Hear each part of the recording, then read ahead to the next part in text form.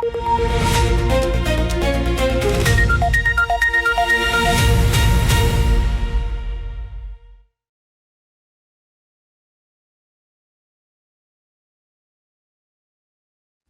உயிரோடை Tamil ILC Tamil உயிரோடை தமிழில் அன்பர்களே உலக நார்வல் நிகழ்ச்சி இணைந்திருக்கிறீர்கள். உலக நார்வல் நிகழ்ச்சியில் பிரித்தானியாவிலிருந்து போரியல் ஆய்வாளர் அரசு அவர்கள். வணக்கம் அரசு அவர்களே. வணக்கம் அனைத்து உயிரோட தமிழ் உறவுகளுக்கு அன்பு எழுந்த வணக்கம். இன்னொரு உலக நார்வல் நிகழ்ச்சி இணைந்திருக்கின்றோம். தொடர்ந்து மத்திய கிழக்கு நாடுகளில் இருக்கின்ற எல்லாமே பார்ப்போம். குறிப்பாக முதலில் ஹோர்முஸ் நீரிணையில் உங்களுக்கு தெரியும், அந்த முடக்கத்தினால் ஈரானும் அந்த முடக்கத்திலிருந்து வெளிவர வேண்டும், அமெரிக்காவும் வெளிவர வேண்டும் என்று விரும்புகிறார்கள். ஆனால் இருதரப்பினரும் அது பெரிய ஒரு முக்கியமான விடயமாக வைத்திருக்கிறார்கள் என்றால் பேச்சுவார்த்தைக்கு அழைப்பதற்கு அதை ஒரு கருவியாக பாவிக்கலாம் என்ற தான் இருக்கிறது. ஆனால் வருகின்ற செய்திகளை பார்த்தால் அமெரிக்கா இந்த முற்றுகையை தொடர்ந்து வைத்திருக்க போவது போல் தெரிகின்றது. என்ன நிலைமை என்றதை கூறுவீர்களா? ஹோர்முஸ் நீரிணையான முற்றுகை தான் இப்போது மிகப்பெரிய ஒரு பேச்சு பொருளாக இருக்கின்றது. மார்க்கோ ரூபியோ கூட அமெரிக்காவின் வெளிவார செயலாளர் கூறியிருக்கின்றார், அது ஒரு ஈரான் அணுக்குண்டு என்று கூறியிருக்கின்றார். ஈரான் அணுக்குண்டை பாவிப்பது போல் அதை பாவிக்கிறது என்று சொல்லி கட்டார் கூறியிருக்கின்றது. ஹார்முஸ் நீரிணையினுடைய அந்த தடை இரண்டு பக்க தடையும் ஏற்றுக்கொள்ள முடியாதது என்று சொல்லியும் அது ஒரு அரசியல் ஆயுதமாக பயன்படுத்தப்படுகிறது என்று சொல்லியும் கூறப்படுகிறது. அதே நேரம் 2000க்கும் மேற்பட்ட கப்பல்களும் 20,000க்கும் மேற்பட்ட மாலுமிகளும் அதில் அந்த அங்கு சிக்கி இருப்பதாக கூறியிருக்கிறார்கள். சராசரியாக கப்பல்கள் வரிசையில் நிற்பதை நீங்கள் பார்க்கக்கூடியதாக இருக்கின்றது. எந்த கப்பல்களும் அங்கு செல்லவில்லை. நேற்று ஜப்பான் கப்பல் ஒன்றுக்கு ஈரான் அனுமதியை வழங்கி இருந்தது. இந்த நிலையில் எரிபொருட்களின் விலை அதாவது ட்ரம்ப் கூறியிருக்கின்றார், இந்த பிளாக்கேட் என்று சொல்கிற முற்றுகையை, அமெரிக்காவின் கடற்படை முற்றுகையை மேலும் நீடிக்கப் போவதாக, அது மேலும் பதற்றத்தை அதிகரித்திருப்பதாகவும், இந்த நிலையில் அங்கிருக்கின்ற ஒயில் அந்த எரிபொருள் எண்ணெயின் பரலின் விலை $111 உயர்ந்திருப்பதாக கூறப்படுகிறது. உண்மையில் எண்ணெயின் விலை எவ்வாறு இருக்க வேண்டும் என்று கூட பலர் விவாதிக்கின்றார்கள். ஏனென்று சொன்னால் இவர்கள் வெவ்வேறு நாடுகளில், இப்ப அமெரிக்கா அதிக அளவில் உற்பத்தி செய்கிறது, ரிசர்வில் இருந்து எடுத்து விட்டிருக்கிறார்கள். வெவ்வேறு நாடுகளின் எண்ணெய்களை வைத்துக் கொண்டு இதனை இப்போது இந்த எண்ணெய் மார்க்கெட்டை மனிப்புலேட் செய்கிறார்கள். உண்மையில் எண்ணெய் விலை கடுமையாக உயர்ந்திருக்க வேண்டும். இவர்கள் வெவ்வேறு வழிகளில் அதை எடுத்து இந்த விலையை கட்டுப்பாட்டுக்குள் வைத்திருப்பதற்கு ட்ரம்ப் அடிக்கடி தனது சோசியல் மீடியா பதிவுகளையும் பயன்படுத்தி இதை குறைத்து வருவதாக கூறப்படுகின்றது. எனவேதான் எண்ணெய் விலை இந்த நிலையில் இருக்கின்றது. ஆனால் இது முடிவடைந்தாலும் இந்த விலை கீழே போகாது என்று கூறியிருக்கிறார்கள். அதே சமயம் பார்த்தீர்கள் என்று சொன்னால், இப்ப இந்த எரிபொருள் நெருக்கடியால் மக்களும் பல நாடுகளும் கடுமையான விலைகளை செலுத்திக் கொண்டிருக்கிறார்கள். ஒவ்வொரு மக்களும் மேலதிகமான பணத்தை செலுத்திக் கொண்டிருக்கிறார்கள் எல்லா நாடுகளிலும். ஆனால் பிரித்தானியாவில் இருக்கின்ற பிரிட்டிஷ் பெட்ரோலியம் கார்ப்பரேஷன் இந்த 4 மாதத்துக்கு எத்தனையோ $பில்லியன் லாபமாக சம்பாதித்திருப்பதாக இப்போது கூறப்படுகிறது. கடந்த வருடத்துடன் ஒப்பிடும் போது கடந்த வருடம் இந்த முதல் காலாண்டு பகுதியில் 1.38 பில்லியனை சம்பாதித்த அந்த நிறுவனம் இந்த வருடம் 3.2 பில்லியனை சம்பாதித்திருப்பதாக கூறப்படுகிறது. இதை நாங்கள் கடந்த வாரம் கூட பேசியிருந்தோம்.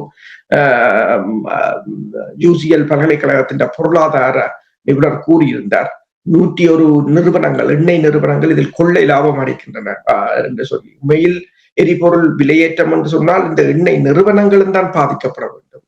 ஆனா எண்ணெய் நிறுவனங்கள் லாபத்தை சம்பாதிக்கிறது என்று சொன்னால் அவர்கள் அதை இந்த விலையை குறைக்கவில்லை, அவர்கள் வேண்டும் என்றே கூட்டுகிறார்கள் என்றுதான் அர்த்தம். அதே சமயம் நீங்க பாத்தீங்கன்னு சொன்னால், இப்ப பனாமா கால்வாய், ஈரான் கூறுவது போல பனாமா கால்வாயினூடாக போகின்ற ஒவ்வொரு கப்பல்களுக்கும் $300,000 $3 லட்சம் இருந்து $4 லட்சம் அறவிடப்படுவதாகவும், சில கப்பல்களுக்கு மேலதிகமாக $4,25,000 அறவிடப்படுவதாகவும் கூறப்படுகிறது. இப்ப ஈரான் கூற்றின்படி இந்த பணத்தை செலுத்துவது என்பது புதிதல்லது என்றுதான் கூறியிருக்கிறார்கள்.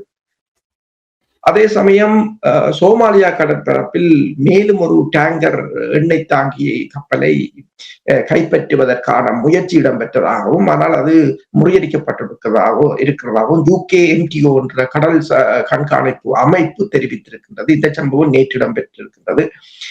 ஒட்டுமொத்தமாக உலகத்தின் ஒட்டுமொத்த எரிபொருள் விநியோகம் கடுமையான பாதிப்பை சந்தித்துக் கொண்டிருக்கின்றது.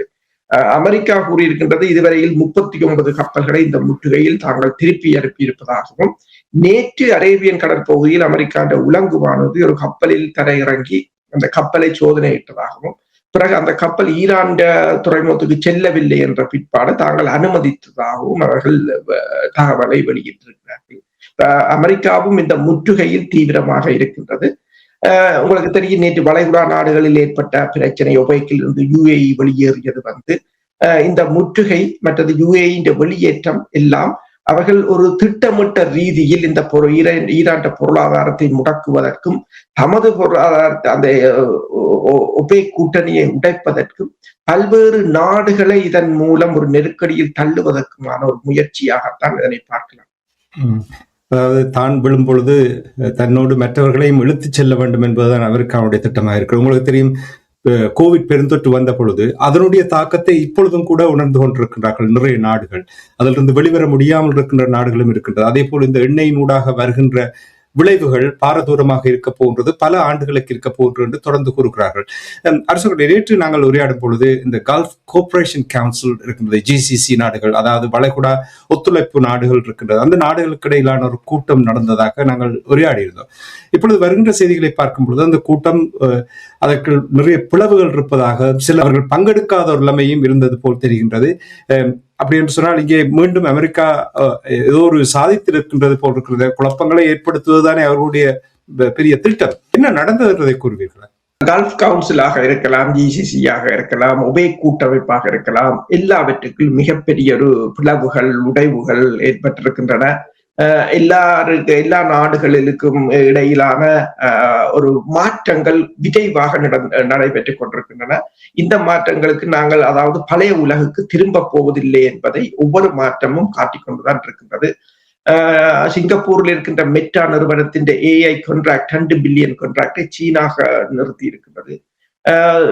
இந்த ஜனவரி மாதம் மேற்கொள்ளப்பட்ட இருதரப்பு பாதுகாப்பு உடன்பாட்டை இந்த திங்கட்கிழமை ரஷ்யாவும் ஈரானும் ஆக்டிவேட் பண்ணி இருக்கின்றன, அதை செயல்முறைக்கு கொண்டு வந்திருக்கின்றன. அதே சமயம் நீங்கள் பார்த்தீங்கன்னு சொன்னால் UAE இந்த ஒபேக்கில் இருந்து வெளியேறி இருக்கின்றது. இந்த மூன்றும் இந்த வாரத்துக்கு இடம்பெற்ற ஒரு மிகப்பெரிய ஒரு மாற்றமாகத்தான் ஆய்வாளர்கள் பார்க்கிறார்கள். ஜெட்டாவில் இடம்பெற்ற வளைகுடா நாடுகளின் உச்சி மாநாட்டின் முடிவில் ஈரானை கண்டித்தல் மற்றும் வளைகுடா பாதுகாப்பை வலுப்படுத்துதல் போன்ற தீர்மானத்தை இவர்கள் எடுத்திருக்கிறார்கள். இப்ப அந்த வளைகுடா நாடுகள் இந்த மாநாட்டை நீங்கள் பார்த்தீர்கள் என்று சொன்னால், அதில் எடுக்கப்பட்ட தீர்மானங்களை ஈரானின் ஆக்கிரமிப்புக்கு பதிலளிக்கும் விதமாக ஜெட்டாவில் நடந்த உச்சி மாநாட்டில் பாரசீக வளைகுடா நாடுகள் பின்வரும் நடவடிக்கைகளை மேற்கொண்டதாக ஊடகம் தெரிவித்திருக்கின்றன. மின் கட்டமைப்புகளை ஒருங்கிணைப்பதன் முக்கியத்துவத்தை வலியுறுத்தப்பட்டதாகவும், பிராந்திய இருப்பு மண்டலங்களை உருவாக்குவது குறித்து ஆய்வு செய்யப்பட்டு வருகிறது என்றும், நம்பிக்கை இழப்பு காரணம் ஈரானின் ஆக்கிரமிப்பு கண்டிக்கப்பட்டது என்றும், பிரிக்க முடியாத பாதுகாப்பு கோட்பாட்டை இந்த நாடுகள் உறுதி செய்தது என்றும், ஹார்மோஸ் நீரிணை முற்றுகை மற்றும் கப்பல்கள் மீதான சுங்க வரிகளுக்கு ஒட்டுமொத்தமாக எதிர்ப்பை தெரிவித்ததாகவும், ஈரானுடனான போருக்கு பின்பு பிப்ரவரி 28ஆம் தேதிக்கு முன்னர் இருந்ததை போல இந்த ஹார்மோஸ் நீரிணை கப்பல் போக்குவரத்துக்கு சுதந்திரமாக மீட்டெடுக்கப்பட வேண்டும் என்றும் அவர்கள் கோரிக்கை விடுத்ததாகவும், வளைகுடா நாடுகளின் ராணுவ ஒருங்கிணைப்பை வலுப்படுத்துதல் மற்றும் ஒருங்கிணைந்த ஏவுகணை ஏவுதல் எச்சரிக்கை அமைப்பை விரைவுபடுத்துதல், இந்த தீர்மானங்கள் அந்த மாநாட்டில் எடுக்கப்பட்டிருக்கின்றன. அதே நேரம் ஹோர்மோஸ் குறித்து ஈரானுடனான சந்திப்புகள் நடத்தியிருந்த போதிலும் வளைகுடா ஒத்துழைப்பு கவுன்சில் உச்சி மாநாட்டை ஓமான் புறக்கணித்து விட்டதாக கூறப்படுகிறது. சவுதி அரேபியாவில் நடைபெற்ற அசாதாரணமான வளைகுடா ஒத்துழைப்பு கவுன்சில் உச்சி மாநாடு குறித்து கத்தார் பல்கலைக்கழகத்தின் சர்வதேச விவகாரங்கள் துறை உதவி பேராசிரியர் அப்துல்லா பண்டார் அல் இதையுடன் அல் ஜசீரா ஒரு நேர்காணலை கண்டிருந்தது. அதில் வழக்கமாக வளைகுடா ஒத்துழைப்பு கவுன்சிலில் அவர்கள் கலந்தாலோசனைக்காக தங்கள் வருடாந்த கூட்டத்தை நடத்துவார்கள்.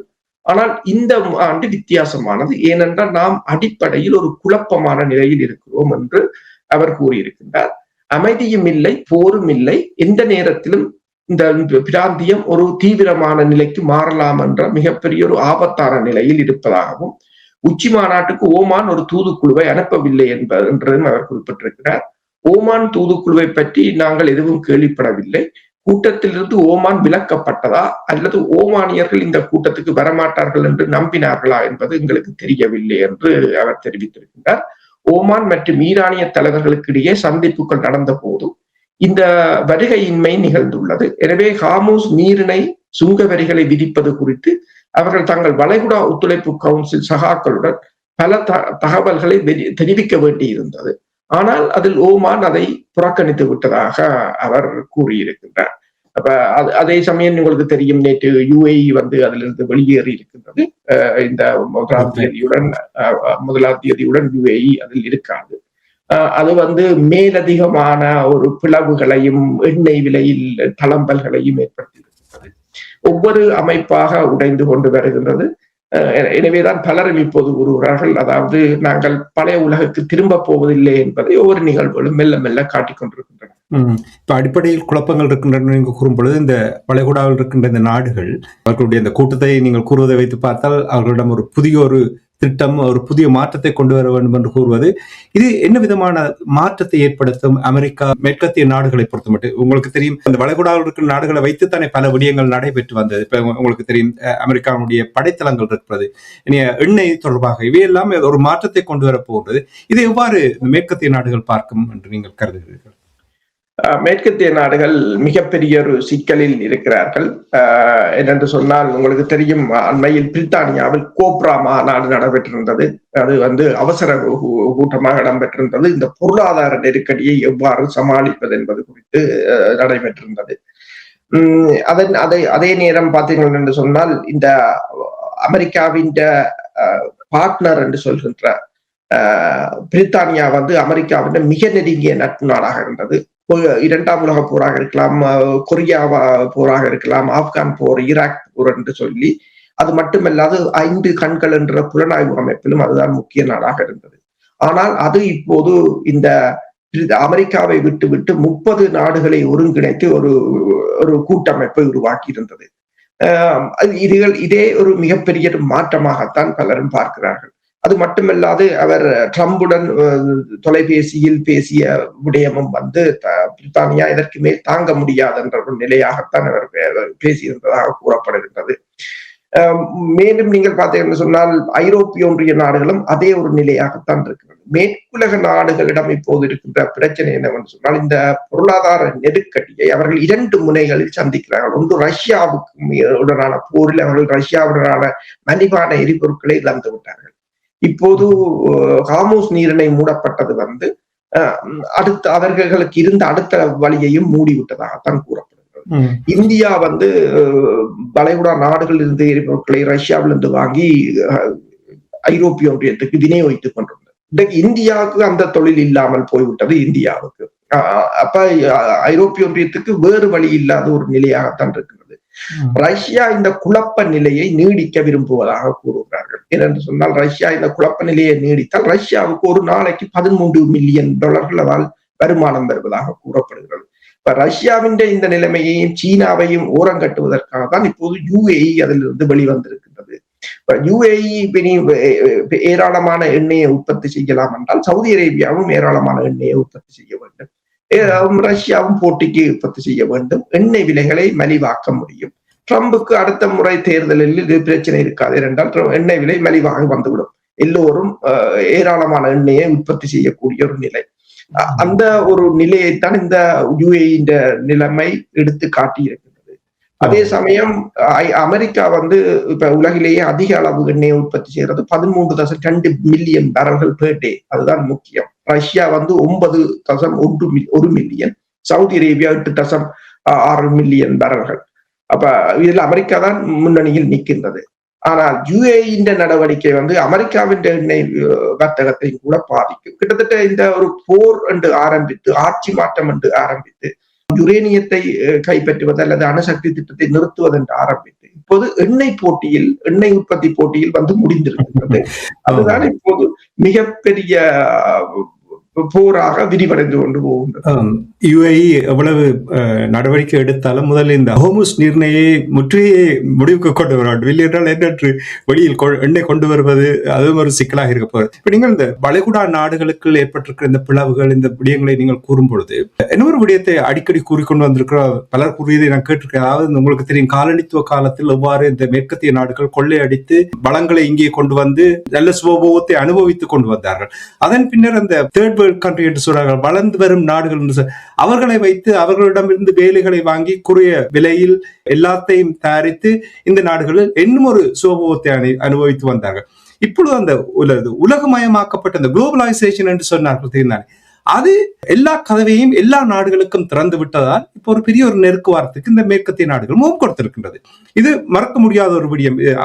நீங்கள் கூறுகின்ற விடயங்களை வைத்து பார்க்கும் பொழுது வளைகுடா நாடுகளுடைய நிலைமைகளை நீங்கள் கூறும்பொழுது உலகம் முழுவதும் இருக்கின்ற இந்த நாடுகளுக்கு இடையிலான உறவு நிலை இப்பொழுது ஒரு பாதிப்படைந்து தனித்தனியாக பிரிந்து உலகமயமாக்கப்பட்டது. குளோபலைசேஷனால் நீங்கள் கூறியது போல் இந்தியாவும் அதனால் நிறைய பலன் பெற்றது. ஏனென்றால் அவர்களுடைய தொழில்நுட்பம், ஏற்றுமதிகள் இவை எல்லாம் இந்த உலக ஒழுங்கில் உலக மாற்றங்கள் வரும் பொழுது இந்த உலகம் முழுவதும் இந்த நாடுகளுக்கு இடையில் உறவு நிலை எவ்வளவு தாக்கத்தை ஏற்படுத்த போகிறது? இது ஒரு இன்னும் ஒரு மாற்றத்தை கொண்டு வர போகிறது. உலக நாடுகள் ஏற்கனவே பிரிந்து விட்டன. உலக நாடுகள் தமக்கான அணிகளை அவர்கள் தாங்களே தெரிவு செய்து விட்டார்கள் என்றுதான் கூறுகிறார்கள். இப்போது அமெரிக்காவின் ஆளுமையின் கீழ் யாரும் இல்லை என்ற ஒரு நிலை, அதை இந்த ஈரான் போர் மிக துல்லியமாக உடைத்து விட்டது. அதாவது அமெரிக்காவின் வலிமையை, இராணுவ வலிமையை ஒன்றுமில்லை என்று ஆக்கிவிட்டது. அந்த ஒன்றுமில்லை என்று ஆக்கியதுதான் இன்றைக்கு இந்த வளைகுடா நாடுகள் கூட தாங்களே ஏதாவது செய்ய வேண்டும் என்ற நிலைக்கு வந்திருக்கிறார்கள். ஈரான் மீதான முற்றுகை போர், அதாவது ரஷ்யா மீது 30,000 தடைகள் விதிக்கப்பட்டிருந்தன. 30,000 தடைகள் விதிக்கப்பட்டும் ரஷ்யாவின் பொருளாதாரம் வீழ்ச்சி அடையவில்லை. ஐரோப்பாவை விட அதிகமாக வளர்ந்திருக்கின்றது. என்னென்று சொன்னால் இனிவரும் காலங்களில் ஒரு தடை ஒன்று வேலை செய்யாது. தடையை இனிவரும் காலங்களில் அமெரிக்காவின் தடையை யாரும் பொருட்படுத்த மாட்டார்கள் என்பதை இந்த ரஷ்யா உக்ரைன் போர் 4 வருடத்தில் காட்டியிருந்தது. அதே போல அமெரிக்காவின் படைக்கலங்களும் படையினரும் போரியல் உத்திகளும் இனிவரும் காலங்களில் பலனளிக்காது என்பதை இந்த ஈரான் போர் தெளிவாக எடுத்து காட்டியிருக்கின்றது. அதுதான் மிக மிக ஒரு முக்கியமான பிரச்சனையாக இருக்கின்றது. இப்ப ஈரான் மீது இவர்கள் தடைகளை போட்டிருக்கிறார்கள், அதாவது பிளாக்கேட் என்று கூறியிருக்கிறார்கள். ஆனால் ஈரான் இப்போது 6 சுங்கச்சாவடிகளை பாகிஸ்தானூடாக திறந்திருக்கின்றது. 3000 கண்டெய்னர்கள் அதற்குள்ளால் போயிருப்பதாக கூறப்படுகிறது.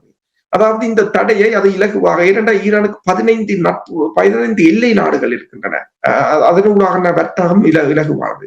கஸ்பியன் கடற்பகுதிக்கூடாக ரஷ்யா தனது பொருட்களை கொண்டு வந்து கொண்டிருக்கின்றது.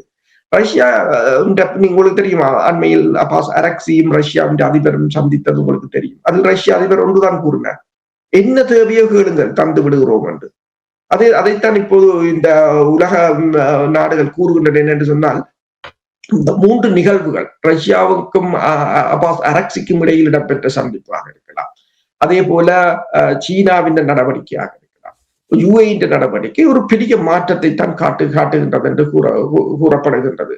அதே போல பாத்தீங்கன்னு சொன்னால், இப்ப ரஷ்யாவின் எரிபொருளை தாக்கி இருக்கிறது. ரஷ்யாவின் டாப்சி என்ற பகுதியில் இருக்கின்ற ஒயில் சுத்திகரிப்பு நிலையத்தை உக்ரைன் நேற்று தாக்கியிருக்கிறது. இந்த மாதத்தில் நடைபெற்ற 3வது தாக்குதல் இது. கிட்டத்தட்ட ரஷ்யாவின் 50% எண்ணெய் உற்பத்தி நிலையங்களை தாக்கி இருக்கிறார்கள். அதற்கு பதிலடியாக ரஷ்யா ஈரானுக்களால் இதனை தாக்கி கொண்டிருக்கிறது. அப்ப உலகத்துல எல்லா நாடுகளிலும் ஏதோ ஒரு விதத்தில் குழப்பமான நிலையாகத்தான் இருக்கிறது. ஒவ்வொருத்தர் வெவ்வேறு நாடுகள், ப்ராக்சி என்று சொல்றது, வெவ்வேறு நாடுகளின் ஊடாக நேரடியாக அமெரிக்காவும் ரஷ்யாவும் அல்லது ரஷ்யாவும் ஐரோப்பிய ஒன்றியமும் அல்லது நேட்டோவும் ரஷ்யாவும் நேரடியாக மோதவில்லை, ஆனால் மோதிக்கொண்டிருக்கிறார்கள் வெவ்வேறு நாடுகளின் ஊடாக. நீங்கள் கூறியது போல இந்த முன்னைய காலனித்துவம் மாறி குளோபலைசேஷன் என்று வந்து இன்று எல்லோரும் தந்த அறிவு, அதாவது தொழில்நுட்பமும் அறிவு சார்ந்ததாக மாற்றம் அடைந்தது. ஈரானை பொறுத்தவரை நீங்க பாத்தீங்கன்னு சொன்னால் அவர்களுடைய ஏவுகணை ஒரு மாயாஜால வித்தை என்று அவர்கள் இப்போது நம்புகிறார்கள். அதையே அவர்கள் நம்பினார்கள், அதையே அவர்கள் வெற்றியும் பெற்று விட்டார்கள். ஆளில்லாத தாக்குதல் விமானங்களும் அதை வைத்து அதை மீறி ஒன்றும் செய்ய முடியாத ஒரு நிலை. நாளைக்கு இனியொரு நாடுகள் மீது இந்த அமெரிக்காவோ ஒவ்வொரு நாடுகளோ படையெடுப்பதற்கு அஞ்சுவார்கள். எனவேதான் பிரித்தானிய என்ற தெளிவாக சொல்லுகிறார், போருக்கே போக மாட்டோம் என்று விட்டார். முந்தைய ஐரோப்பிய ஒன்றியம் போர் என்றால் போய்விடுவார்கள், அமெரிக்கா கேட்டால் கண்மூடிக்கொண்டே போய்விடுவார்கள், மாற்று கதை கேட்பதில்லை. ஆனால் இப்போது அந்த நிலைமை இல்லை. இனி தொழில்நுட்பத்தினூடாக ஊடுருவி இடையூறுகளை ஏற்படுத்துவதுதான் இனிவரும் காலங்களில் இருக்க போகின்ற போராக இருக்கும். இப்ப இந்த இன்னொரு விடயத்தை பார்க்கணும். அதாவது நீங்கள் அபாஸ் அரக்சி அவர்கள் ரஷ்யாவுக்கு சென்ற பொழுது அமெரிக்கா இந்த போரின் பொழுது தன்னுடைய இலக்கில் எதையுமே சாதிக்கவில்லை என்று தெளிவாக கூறினார் என்ற விடயத்தை எவ்வளவு துல்லியமாக கூறினார் என்றதை நாங்கள் பார்த்திருந்தோம். அதனுடைய பிம்பமாக அமெரிக்காவில் இப்பொழுது பேசத் தொடங்கி விட்டார்கள். அதாவது இந்த போரினால் ஒன்றையும் சாதிக்கவில்லை, படு தோல்வி அடைந்திருப்பதாகத்தான். அங்கேயும் கூட இப்பொழுது குரல்கள் எழும்ப தொடங்கி இருக்கிறது. இந்த தோல்விக்கு பீட்டர் ஹெக்ஸெட் தான் பொறுப்பெடுக்க வேண்டும் கூட அங்கே கூறப்படுகின்றது. இது தொடர்பாக என்ன அறிந்தீர்கள்? அமெரிக்காவுடைய செனட்டர் அதாவது செனட்டர் எலிசபெத் வாரன் கூறியிருக்கிறார் என்று சொன்னால், ஈரானுக்கு எதிரான போரில் ஏற்பட்ட தோல்விகளுக்கு ஹெக்ஸெட் பொறுப்பேற்க வேண்டும் என்று கூறியிருக்கின்றார். பீட் ஹெக்ஸெட் அமெரிக்க போர் செயலாளர் ஈரானுக்கு எதிராக போருக்கு துருப்புக்களை அனுப்பினார். ஆனால் அவர்களை பாதுகாக்க தேவையான அடிப்படை நடவடிக்கைகளை எடுக்க மறுத்துவிட்டார். பின்னர் அமெரிக்க படையினர் தங்கள் உயிரை இழந்த போது ஹெக்ஸெட் அந்த தோல்விகளை மூடி மறைக்க முயன்றார். ஹெக்ஸெட்டின் தலைமை பணி தொடர்ச்சியான துரோகங்களையே பிரதிபலிக்கின்றது. மேலும் அவர் அதற்கு பொறுப்பேற்று பதவி விலக வேண்டும் என்று கூறியிருக்கிறார்கள். ஏற்கனவே ஹெக்ஸெட் மீது ஒரு நம்பிக்கையில்லா பிரேரணையை கொண்டு வர வேண்டும் என்றும் பலர் கருத்துக்களை முன்வைத்திருந்தார்கள். இவர்கள் மேற்கொண்ட தாக்குதல்கள் இப்ப பாடசாலைகள் மீது மேற்கொள்ளப்பட்ட தாக்குதலாக இருக்கலாம், அல்லது இலங்கை பரப்பில் வைத்து அந்த கடற்படை கப்பல் நிராயுதமானியாக கப்பல்களின் மீதான தாக்குதலாக இருக்கலாம். எல்லாம் இந்த உலகத்தால் அது ஒரு மிகப்பெரிய தாக்குதல், இவர்கள் இதை சாதனை செய்து விட்டதாக பார்க்கவில்லை. இவர்கள் கூறினாலும் இப்போது எல்லோருக்கும் தெரிகிறது, இவர்கள் ஒரு பலவீனமான இலக்குகளைத்தான் தாக்கி இருக்கிறார்களே தவிர பலமான இலக்குகளை தாக்கவில்லை. அடுத்ததாக இப்ப மார்கோ ரூபியோ கூட ஒன்றை கூறியிருக்கிறார். என்னன்னு சொன்னால், ஈரான் ஆன்மீக தலைவர் இறந்ததாக கூறப்படுவது தான் நம்பவில்லை, அவர் இறக்கவில்லை என்று இப்போது தெரிவித்திருக்கிறார்.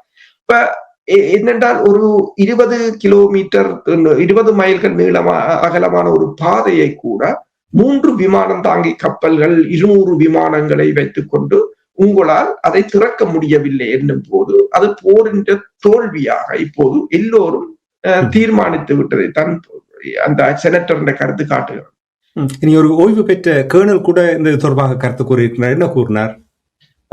உண்மைதான். என்னென்று சொன்னால், இந்த அமெரிக்காவின் ஓய்வு பெற்ற கேர்னல்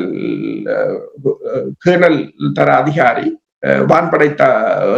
வான்படையைச் சேர்ந்தவர், அதாவது ஓய்வு பெற்ற அமெரிக்காவின் வான்படை லெப்டினன்ட் கேர்னல் கரோன் குவாட்ஸ்கோ அவர் ஒன்றை கூறியிருக்கிறார் என்று சொன்னால், அதாவது ஈரானின் அச்சுறுத்தல்களை தீவிரமாகத்தான் அவர் எடுத்துக் கொள்வதாகவும், மேலும் இதை தடுத்து நிறுத்துவதற்கு ஒரு புத்திசாலித்தனமான தலைமை இருக்கும் என்று அவர் நம்பவில்லை.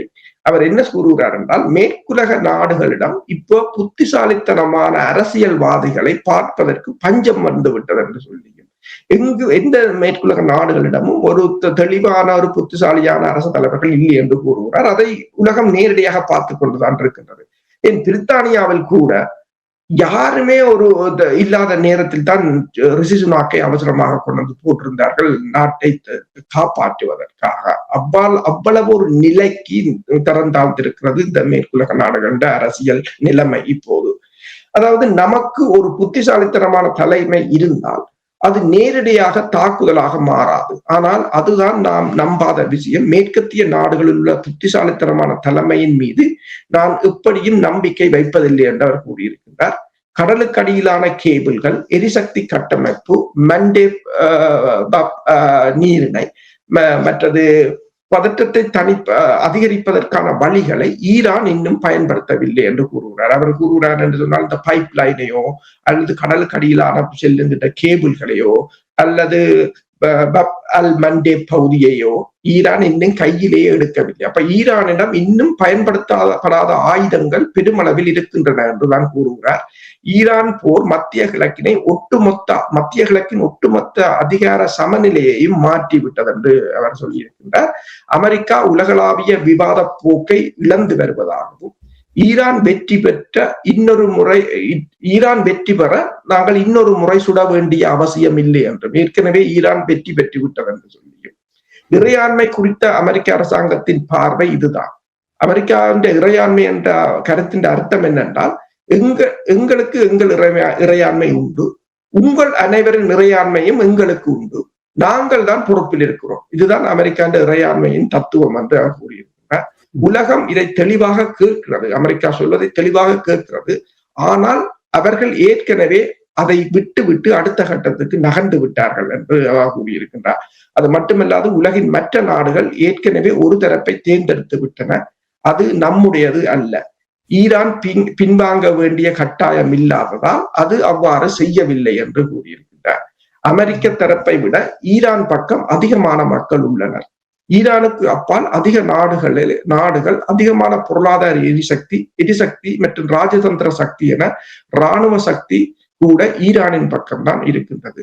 ட்ரம்ப் ஒரு வெற்றியை விரும்புகிறார், ஆனால் அது போன்ற எதையும் ஈரான் அவருக்கு இதுவரை வழங்கவில்லை என்று கூறியிருக்கிறார். சரி, நிறைவாக மிகவும் சுருக்கமாக, இப்ப கியூபா உங்களுக்கு தெரியும், கியூபாவும் ஒரு பேசு பொருளாக இருந்தது. சமீப காலத்தில் அது கொஞ்சம் இந்த போர்னால் கொஞ்சம் அமைதியாக இருந்தது. ஆனால் வருகின்ற செய்திகளை பார்த்தால் ட்ரம்பினுடைய ஆதிக்கம் சில வழிகள் அவரும் ஒரு நடவடிக்கை எடுக்கலாம் போல் இருக்கின்றது. என்ன இது தொடர்பாக சுருக்கமாக? கியூபாவை பொறுத்தவரையில், அதாவது தொடர்ச்சியாக ட்ரம்ப் கூறிக்கொண்டிருக்கின்றார் கியூபா மீதான தாக்குதலை தாங்கள் அல்லது முற்றுகையை கொண்டு வரப்போவதாக, கியூபா விழுந்து விடும் என்று சொல்லியும் கூறிக்கொண்டிருக்கின்றார். இந்த நிலையில் கியூபாவுக்கு எதிரான ட்ரம்பின் இராணுவ அதிகாரங்களை கட்டுப்படுத்துவது குறித்த தீர்மானம் அமெரிக்க செனட்டில் இன்னும் நிறைவேற்றப்படவில்லை என்று. அப்ப கியூபா மீதான அவரின் பவரை இவர்களால் இன்னும் கட்டுப்படுத்தவில்லை என்னும் போது ட்ரம்பால் ஒரு முடிவை எடுக்க முடியும். கியூபாவுக்கு எதிரான அங்கீகரிக்கப்படாத இராணுவ நடவடிக்கைகளை தடுக்கும் நோக்கில் தயாரிக்கப்பட்ட அமெரிக்க ஜனாதிபதியின் இராணுவ அதிகாரங்கள் குறித்த தீர்மானம் செனட்டால் அங்கீகரிக்கப்படவில்லை.